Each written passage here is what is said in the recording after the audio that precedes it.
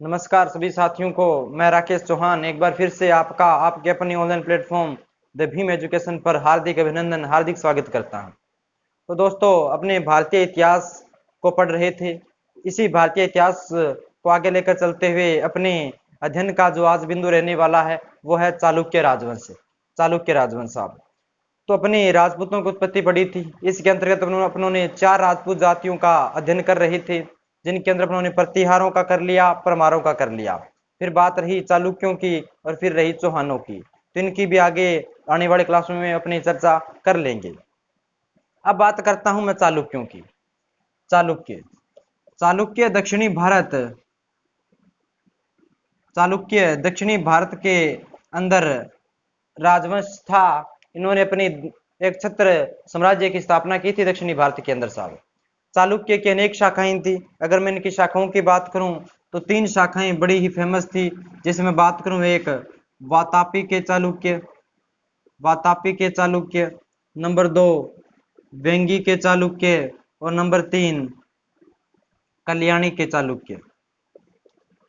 वातापी, वेंगी और कल्याणी के चालुक्य, ये तीन बड़ी ही महत्वपूर्ण शाखा रही चालुक्यों की। और अगर इनके शासन पीरियड की अगर मैं बात करूं तो वातापी के चालुक्य सबसे पहले आए थे। जो वेंगी के चालुक्य और कल्याणी के चालुक्य, इन्हीं से निकली हुई एक शाखा है। अगर आपसे पूछ लिया जाए कि मूल चालुक्य शाखा कौन सी है, तो मूल चालुक्य शाखा ये वातापी या वादामी की जो चालुक्य शाखा है यही है साहब। इनका शासन पीरियड 535 से लेकर लगभग 757 तक इन्होंने दक्षिणी भारत के अंदर राज्य किया था। अगर मैं वेंगी की बात करूं तो इन्होंने 600 से लेकर 1200 तक काफी लंबा टाइम पीरियड रहा था इनका। फिर मैं बात करूं कल्याणी की, तो कल्याणी के चालुक्यों का शासनकाल 973 से लेकर लगभग 1190 तक रहा था। तो ये जो चालुक्य है, इनकी दो तीन प्रमुख शाखाएं हैं जिनका अपने आराम से अध्ययन करने वाले हैं। सबसे जो मूल शाखा है वातापी या बादामी के चालुक्य, अपने अध्ययन का बिंदु आज यही रहने वाला है साहब। बादामी या वातापी के चालुक्य, अब सबसे पहले इनकी उत्पत्ति पढ़ते हैं, क्योंकि अपने जो भी टॉपिक पढ़ते हैं इतिहास के अंदर, तो इतिहास इसका एक प्रूफ मांगता है भी इनकी उत्पत्ति कैसे हुई थी, ये कहाँ से आए थे, इनका इतिहास, इनका अतीत क्या है। तो साहब, जो चालुक्य राजवंश है, इनकी उत्पत्ति, चालुक्य राजवंशों की जो उत्पत्ति हुई वो कई सिद्धांत आते हैं अपने सामने, अपनों ने पहले भी पढ़े थे। जैसे अगर मैं बात करूं, अग्निकुंड सिद्धांत बड़ा ही फेमस है।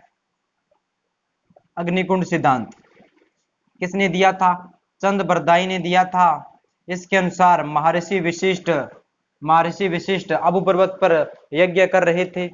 यज्ञ कर रहे थे तो जो दैत्य या बुरे लोग थे वो इनके यज्ञ को नष्ट कर दिया करते थे। तो इन्होंने अपने इस यज्ञ या इस समाज की रक्षा के लिए चार राजपूत जातियों को यज्ञ से उत्पन्न किया, जिनमें एक जो जाति वो चालुक्य भी रही थी। अगर मैं बात करूं, एक इतिहासकार है वी एस स्मिथ विदेशी इतिहासकार है। तो ये इनका मानना है कि जो चालुक्य है ये ये मध्य एशिया मध्य एशिया की एक जाति है, चप। मध्य एशिया की चप जाति से ही कौन उत्पन्न हुए हैं? ये चालुक्य उत्पन्न हुए हैं। अगर मैं बात करूं आगे अपने बादामी शिलालेख के अनुसार, बादामी शिलालेख के अनुसार बादामी शिलालेख के अनुसार भी इनको विदेशी ही कहा गया है। बादामी शिलालेख के अनुसार भी इनको विदेशी कहा गया है कि विदेशी ब्राह्मणों से इनकी उत्पत्ति हुई थी। और दो बड़े जो इतिहासकार हैं, विदेशी इतिहासकार, जिनका अपने पहले भी चर्चा कर चुके हैं। जैसे मैं बात करूं हवेन की, हवेन स्वांग बहुत बड़ा नाम है, इनकी चर्चा कर ली थी अपनों ने जब वर्धनवंश पढ़ा था। हवेन स्वांग इनको क्षत्रिय बताता है और हवेन इनको क्षत्रिय बताता है। अग्निकुंड सिद्धांत के अनुसार इनकी उत्पत्ति अग्निकुंड से हुई थी। और अनेक ऐसे मुद्दे हैं जिनकी अपनी चर्चा करने वाले हैं। तो एक कुछ इनकी उत्पत्ति से संबंधित विभिन्न मत थे। इन मतों में कभी कभार प्रश्न पूछ लिया जाता है, तो ये अपने आप में बड़ा फैक्ट है, इसको आराम से अलग से ध्यान रखना ही पड़ेगा। ये तो बात होगी इनकी उत्पत्ति की, इनकी उत्पत्ति कैसे हुई थी। अब जो चालुक्यों की 3 शाखाएं थी, इनमें सबसे जो प्राचीन शाखा, यह मैं बात करूं सबसे महत्वपूर्ण शाखा, वो थी वातापी या बादामी के चालुक्य। बादामी के चालुक्य, वातापी या बादामी के चालुक्य। सबसे पहले इस जो राजवंश है, इस राजवंश का अपने को प्रमाण कहां से मिलता है, यानी ऐतिहासिक सोर्स क्या है, ऐतिहासिक स्रोत क्या है। तो जैसे अपने बात करूं, एक अपने को अभिलेख मिला है, महाकूट का अभिलेख, महाकूट का अभिलेख, एक ऐहोल अभिलेख, एक ऐहोल अभिलेख, और एक बिल्लन। बिल्लन एक कवि हुआ था, बिल्लन ने एक चरित्र की रचना की थी जिसका नाम था विक्रमांक, विक्रमांक देवचरित, विक्रमांक देवचरित। इसके अंदर भी चालुक्यों को सूर्यवंशी कहा गया है। महाकूट अभिलेख, ऐहोल अभिलेख और विल्लन का विक्रमांक देवचरित, और भी बादामी का शिलालेख भी इसी के अंतर्गत आ जाता है, बादामी का शिलालेख। तो ये कुछ चीजें हैं जिनसे अपने को इस वातापी या बादामी के चालुक्यों को जानने के बारे में सहायता प्राप्त होती है। भी इन्हीं से अपने को पता चलता है कि ये कौन थे, कहाँ से आए थे, इनका क्या इतिहास रहा था, किन किन क्षेत्रों में इन्होंने राज्य किया था। तो ये कुछ हमने इनकी उत्पत्ति पढ़ ली, फिर अपनों ने इनके प्रमुख शिलालेख या जिनसे अपने को इनके बारे में जानकारी प्राप्त होती है, उनका अध्ययन कर लिया था साहब। अब इनका जो निवास क्षेत्र है वो मुख्यतः कर्नाटक, कर्नाटक के अंदर एक आसपास का क्षेत्र है जिसका नाम है बीजापुर। कर्नाटक के बीजापुर, कर्नाटक के बीजापुर के आसपास के क्षेत्रों में रहने के कारण इनको वातापी या बादामी के चालुक्य कहा जाते हैं। अब बात करते हैं इसके प्रमुख प्रमुख शासकों पर, उनकी क्या उपलब्धियां रही, इन्होंने किस प्रकार अपने साम्राज्य का विस्तार किया, क्या कुछ खास फैक्ट थे। अब आते हैं उन पर। तो बादामी या वातापी के जो चालुक्य हैं, ये इनका जो प्रारंभिक क्षेत्र है वो कर्नाटक के बीजापुर के आसपास रहा था। उनकी जो राजधानी रही वो वातापी रही, इनकी जो राजधानी रही, इनकी जो राजधानी रही वो वातापी रही थी। अब इनके अगर मैं बात करूं संस्थापक की, तो संस्थापक के अनुसार अपने को एक अभिलेख मिलता है, महाकूट अभिलेख। महाकूट अभिलेख,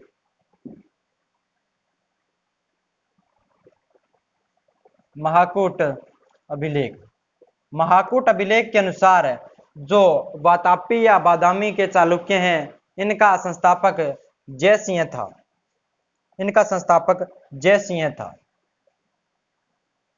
जयसिंह था। इसने इस क्षेत्र में इस वातापी या बादामी के चालुक्यों की क्या कर दी साहब, स्थापना कर दी। और जयसिंह के बारे में कुछ खास वर्णन नहीं मिलता। इसके बाद में आगे शासक हुआ रणराग, रणराग। ये दोनों अगर मैं बात करूं इनके प्रारंभिक शासकों की, तो ये कदम्ब एक बड़े ही शानदार राजवंश है दक्षिणी भारत का। कदम्ब सर्वप्रथम पहले क्या हुआ करते थे, शक्तिशाली राजवंश था ये। बाद के अंदर ये जो वातापी या बादामी के चालुक्य हैं, ये कदम्बों के क्या थे, सामंत थे, सामंत थे, अर्थात इन्हीं के राज्यों पर राज क्या करते थे। फिर धीरे धीरे इन्होंने अपनी शक्ति का विस्तार किया और अपने आप को स्वतंत्र बना लिया। तो जो जयसिंह और रणराग जो आरंभिक शासक हैं इन चालुक्यों के, वो कदम्बों के क्या थे साहब, सामंत थे। तो जयसिंह और रणराग के बारे में कुछ खास जानकारी नहीं मिलती, सिर्फ जो महाकूट अभिलेख है उनके अनुसार ही जयसिंह और रणराग को इनका संस्थापक माना जाता है। अगर मैं बात करूं इस वंश का वास्तविक संस्थापक, एक होता है संस्थापक, एक होता है वास्तविक संस्थापक। वास्तविक संस्थापक वह होता है जो अपने राज्यों की राजनीतिक सीमाओं का क्या करता है, विस्तार करता है। तो आगे चलकर जिनका वास्तविक संस्थापक आया वो था पुलकेशिन प्रथम, पुलकेशिन प्रथम। आगे चलकर इनका जो वास्तविक संस्थापक आया वो था पुलकेशियन फर्स्ट। पुलकेशियन फर्स्ट का जो टाइम पीरियड रहा वो 535 से लेकर 565 तक रहा था। ये बड़ा ही शानदार और महान राजा था। इन्होंने आसपास के क्षेत्रों में अपनी विजय की और आसपास के क्षेत्रों को जीता, जीतकर इन्होंने अनेक यज्ञ भी किए। पुलकेशिन फर्स्ट ने वाजपेय और अश्वमेध जैसे यज्ञ भी किए थे।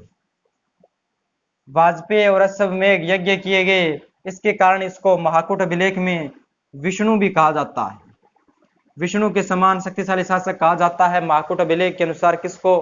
पुलकेशिन प्रथम को। इसने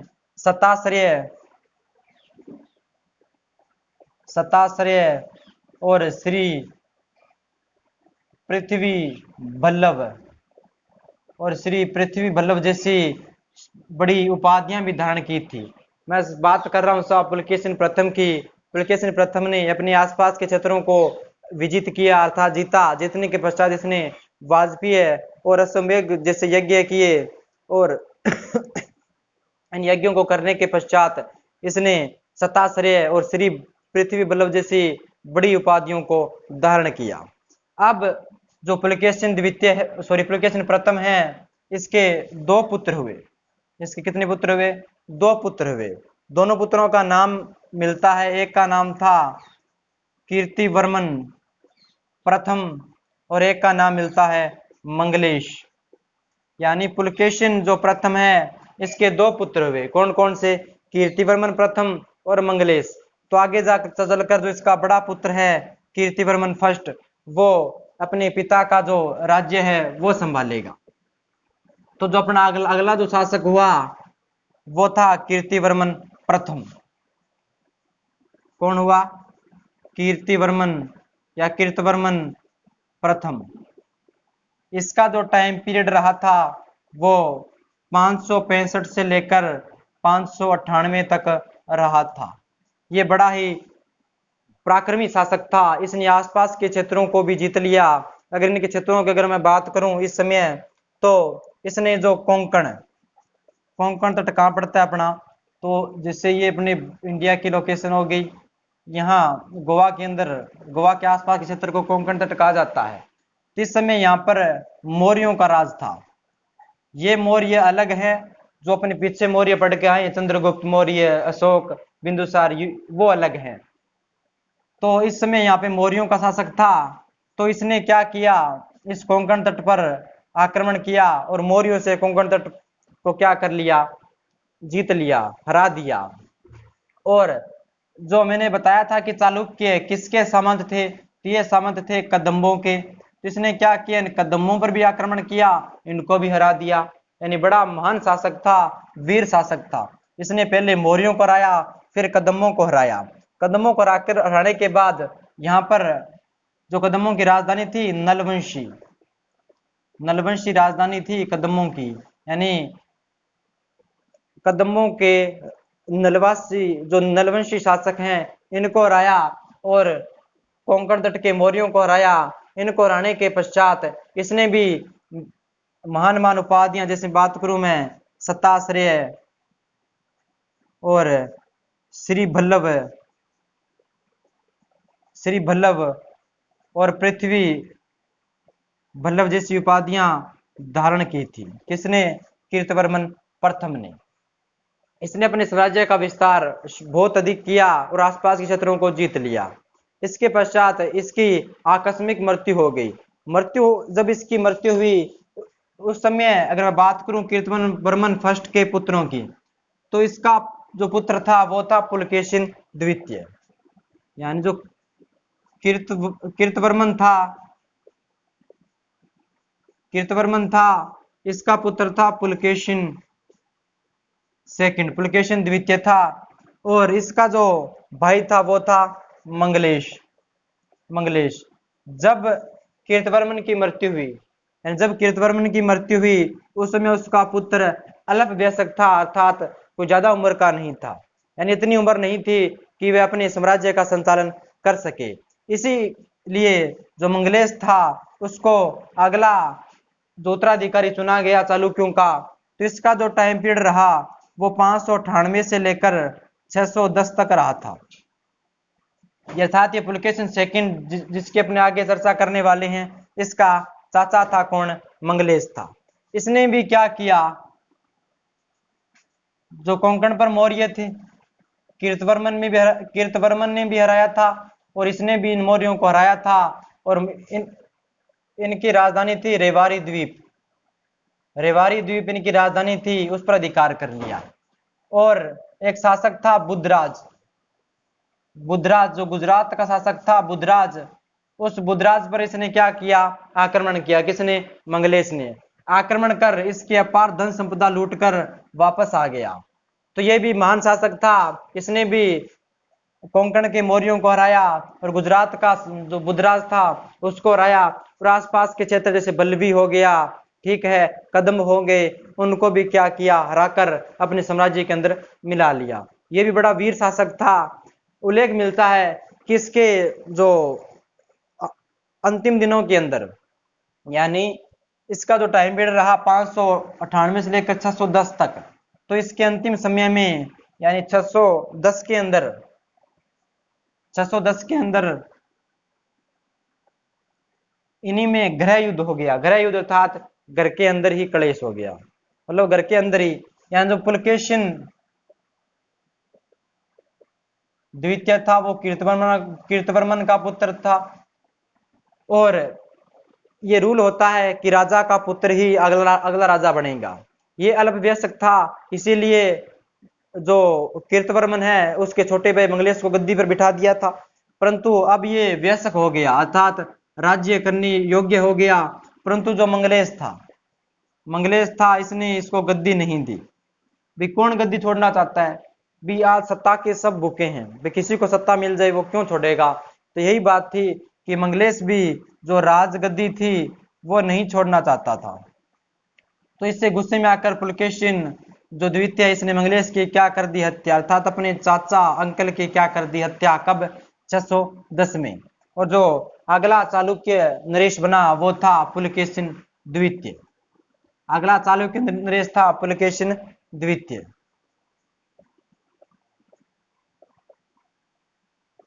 पुलकेशिन द्वितीय, इसका टाइम पीरियड रहा था 610 से लेकर 642 तक। ये बड़ा ही वीर शक्तिशाली शासक था।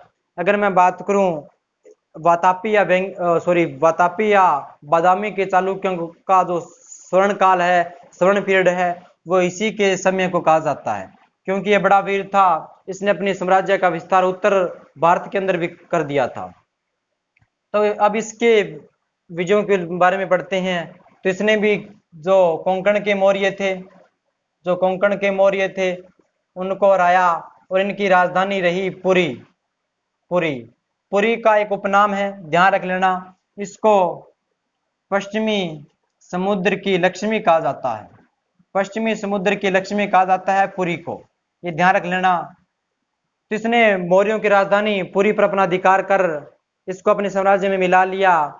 और इसी के समय जो कदम थे, कदमों को इसने आखिरी रूप से जीतकर अपने साम्राज्य के अंदर मिला लिया। अर्थात जिसके ये प्रारंभ में सामंत थे उसी को अपने राज्य के अंदर इन्होंने मिला लिया।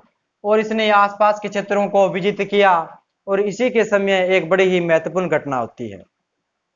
मैंने बताया था कि इस समय उत्तरी भारत जब अपनों वर्धन वंश पढ़ा था, यानी विंध्याचल पर्वत आ गया। विंध्याचल पर्वत से ऊपर का क्षेत्र उत्तरी भारत, नीचे का दक्षिणी भारत। इस समय जो उत्तरी भारत पर इस समय शासन कर रहा था वो था राजा हर्ष या हर्षवर्धन शासन कर रहा था। ये अपने को जानकारी प्राप्त होती है साहब एहोल अभिलेख से। एहोल अभिलेख से अपने को जानकारी प्राप्त होती है। एहोल अभिलेख का अगर बात करूं रचयिता की, तो इसका रचयिता रवि कीर्ति था। ये एक जैन विद्वान था, रवि कीर्ति। ये सारी की सारी घटना इससे एहोल अभिलेख से अपने को प्राप्त होती है कि हर्ष और पुलकेशिन द्वितीय के मध्य इस नर्मदा नदी पर क्या हुआ? युद्ध हुआ। इस युद्ध में राजा हर्ष को हार का सामना करना पड़ा। इसके कई कारण थे भी। जो हर्ष था वो अपने साम्राज्य का विस्तार करना चाहता था, इधर पुलकेशिन द्वितीय भी अपने साम्राज्य का विस्तार करना चाहता था। दोनों के मध्य नर्मदा नदी के किनारे युद्ध हुआ। इस युद्ध में हर्ष हार गया, हार कर वापस अपनी राजधानी थानेश्वर या कनौज के में लौट गया। अगर मैं बात करूं पुलकेशिन द्वितीय का जो राज्य है वो उत्तर में माही नदी तक पहुंच गया। माही नदी अर्थात मध्य प्रदेश तक पहुंच गया था साहब। इसने अपने साम्राज्य का विस्तार बहुत अधिक किया था। फिर आगे बात आई इसी समय जो दक्षिणी भारत है, इसी समय जो दक्षिणी भारत है, दक्षिणी भारत का क्षेत्र है आंध्र प्रदेश। आंध्र प्रदेश के अंदर इस समय पल्लवों का एक शक्तिशाली राज्य था। पल्लव की चर्चा करेंगे आगे। ये दक्षिणी भारत का एक बड़ा महत्वपूर्ण राजवंश है। इसकी राजधानी कांचीपुरम रही थी, अर्थात कांची रही थी पल्लवों की राजधानी। तो इस समय आंध्र के अंदर पल्लव राज्य कर रहे थे, बड़े ही शक्तिशाली थे। इस समय पल्लवों का जो राजा था वो था महेंद्र वर्मन प्रथम था। महेंद्र वर्मन प्रथम था। इधर पुलकेशिन द्वितीय ही अपना। पुलकेशिन द्वितीय के समय चालुक्य और पल्लव संघर्ष आरंभ हुआ, जो आगे कई पीढ़ियों तक चला था। यानी अगर बात करूं मैं चालुक्य वर्सेस पल्लव संघर्ष, चालुक्य और पल्लवों का संघर्ष किसके समय शुरू हुआ, तो इधर पुलकेशिन द्वितीय के समय शुरू हुआ और पल्लवों का इसमें राजा था महेंद्र वर्मन प्रथम। इन दोनों के मध्य युद्ध हुआ, भीषण युद्ध हुआ। इस युद्ध में पुलकेशिन द्वितीय की जीत हुई और महेंद्र वर्मन मारा गया, अर्थात हार गया। इसने जो पल्लव था इसको पूरी तरह लूट कर इसका एक छोटा भाई था विष्णुवर्धन। विष्णुवर्धन बड़ा नाम है विष्णुवर्धन। इसने अपने छोटे भाई विष्णुवर्धन को यहाँ का क्या बना दिया, गवर्नर बना दिया और वापस अपनी राजधानी वातापे के अंदर आ गया। यही विष्णुवर्धन आगे चलकर कालांतर के अंदर लगभग 600 ईस्वी के अंदर एक नए राजवंश यानी वेंगी के चालुक्यों की क्या करता है, स्थापना करता है, जिनको पूर्व के चालुक्य भी कहा जाता है। तो जो वेंगी के चालुक्य हैं ये इन्हीं की एक शाखा है। अर्थात महेंद्र वर्मन हार गया। जो पल्लवों का क्षेत्र था आंध्र प्रदेश का, वहां पर इसने अपने छोटे भाई विष्णुवर्धन को क्या बना दिया, गवर्नर बना दिया। यही आगे चलकर जो वेंगी के चालुक्य है इनका संस्थापक माना जाता है। और पुलकेशिन द्वितीय ने महेंद्र वर्मन को हरा दिया, पल्लवों पर अपना अधिकार कर लिया और आगे जाकर पल्लवों का जो अगला राजा हुआ वो था, पल्लवों को जो अगला शासक हुआ वो था नरसिंह वर्मन। नरसिंह वर्मन जो एक वीर राजा था, ये महेंद्र वर्मन प्रथम का पुत्र था। और इधर अपना कौन है, पुलकेशिन द्वितीय। पुलकेशिन द्वितीय, इन दोनों के मध्य फिर युद्ध हुआ, यानी चालुक्य और पल्लव संघर्ष आरंभ हो चुका है, जो आगे कई पीढ़ियों तक चलेगा। तो इधर पुलकेशिन द्वितीय और इस नरसिंह वर्मन प्रथम के मध्य युद्ध हुआ। इस युद्ध में नरसिंह वर्मन ने पुलकेशिन द्वितीय को हरा दिया। उल्लेख मिलता है यहीं पर ये मारा गया। और नरसिंह वर्मन ने एक उपाधि धारण की थी वातापी कोड की। वातापी कोंड की उपाधि धारण करने वाला शासक कौन था, तो पल्लवों के अंदर नरसिंह वर्मन था, जिसने अपने पिता के हार की क्या कर लिया, बदला ले लिया, प्रतिशोध ले लिया। और पुलकेशिन द्वितीय एक महान शासक इन बादामी या वातापी के चालुक्यों में था। और आगे चलकर इसके बाद में जो आगे शासक आए वो इतने कुछ खास नहीं थे, अर्थात शक्तिशाली नहीं थे। इसी कारण धीरे धीरे बादामी या वातापी के चालुक्यों का पतन होना स्टार्ट हो गया। इसके बाद जो आगे शासक आए वो विक्रमादित्य था, विनयादित्य था, विजयादित्य था। इस प्रकार इनका कोई बड़ा उल्लेख, बड़ा नाम नहीं मिलता, इन्होंने कोई बड़ा कार्य नहीं किया। इसी के समय भी इन तीनों के समय जो चालुक्य और पल्लव संघर्ष था वो निरंतर चलता जा रहा था। कभी पल्लव जीत जाते, कभी चालुक्य जीत जाते।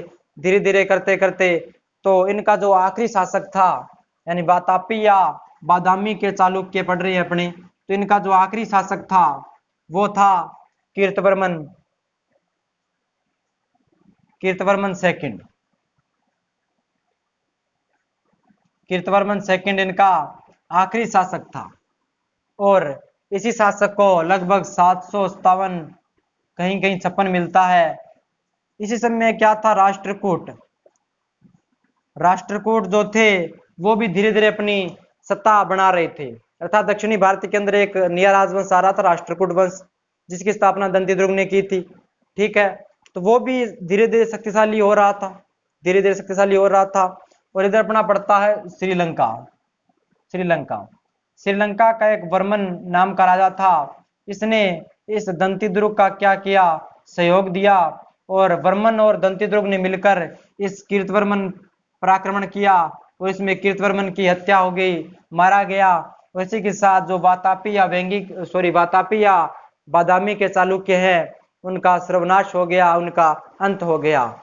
और इसके बाद जो भारतीय राजनीति के अंदर एक नया राजवंश आया, वो था राष्ट्रकूट वंश। इसके अंदर भी बड़े महत्वपूर्ण शासक हुए थे। इनकी चर्चा अपने आगे आने वाली क्लासों के अंदर अलग से करेंगे साहब।